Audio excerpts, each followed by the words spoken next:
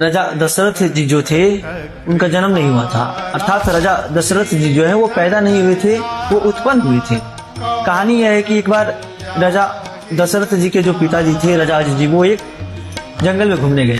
तो जब वो जंगल घूम रहे थे तो उस जंगल में एक बहुत ही सुंदर सरोवर था।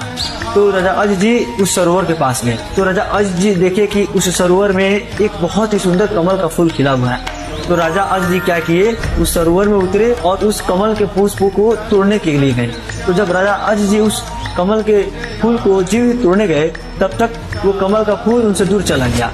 फिर वो दूसरी बार कोशिश किए, तो वो जब ऐसी कोशिश करते थे उस कमल के फूल को तोड़ने के लिए, तो कमल का फूल उनसे हमेशा दूर चला जाता था, अर्थात वो कमल के फूल को नहीं तोड़ पा रहे थे। फिर कुछ देर के बाद आकाशवाणी हुई कि राजन, आप निसंतानी हैं, अतः आप इस कमल के फूल के योग्य नहीं है, आप इस कमल के फूल को नहीं तोड़ पाएंगे। जब राजा अज जी इस भविष्यवाणी को सुने तो बहुत ही ज्यादा उदास हुए, बहुत ही ज्यादा कुंठित हुए। फिर वो क्या किए, महल में आ गए। जब वो अयोध्या आए तो वो उस दिन से एकदम उदास रहने लगे।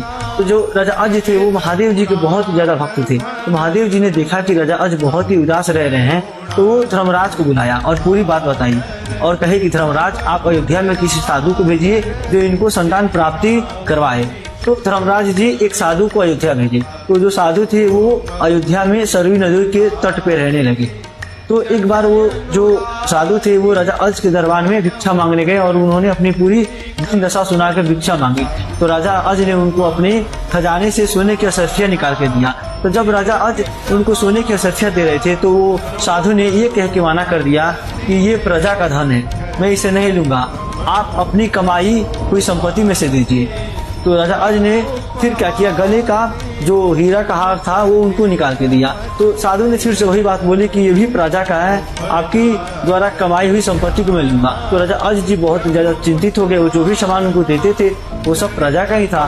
तो जो वो साधु थे वो क्या किए, खाली हाथ वापस चले गए। तो जब वो ब्राह्मण राजा अज के दरबार से खाली हाथ वापस लौटे तो इस कारण राजा अज बहुत ही ज्यादा चिंतित और उदास हो गए। तो फिर राजा अज उसी शाम को एक मजदूर का वेश धारण करके नगर में निकल गए और जब रात्रि हुई तो वो काम की तलाश में रात्रि में नगर में घूमने लगी।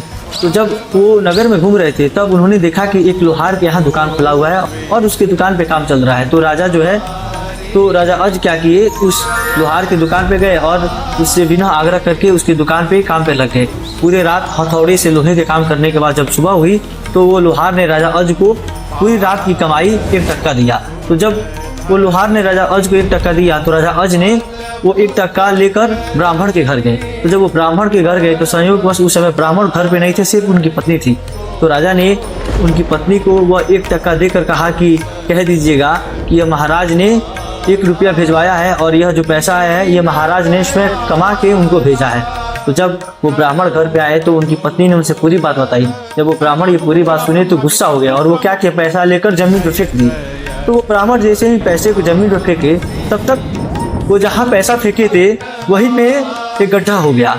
तो जब गड्ढा हुआ तो वो ब्राह्मण उस गड्ढे को खोदे। तो ब्राह्मण जैसे ही गड्ढे को खोदे तब तक उसमें से एक सोने का रथ निकला और वो आसमान में चला गया।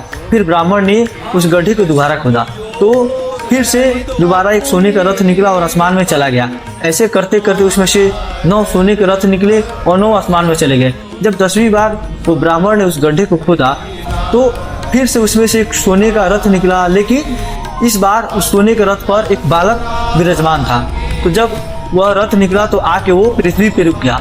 जब वो रथ पृथ्वी पे रुका तो आकाशवाणी हुई कि हे ब्राह्मण, यह जो बालक है राजा अज का पुत्र है, अतः आप इस बालक को ले जाके राजा अज को दे दीजिए। तो ब्राह्मण जो है उस बालक को राजा अज के पास लेके गए और उन्होंने पूरी बात बताई और वो क्या किए, उस बालक को राजा अज को दे दिया। फिर राजा अज जी ने उस बालक का नाम राजा दशरथ रखा। तो ऐसे हुई थी राजा दशरथ जी की उत्पत्ति।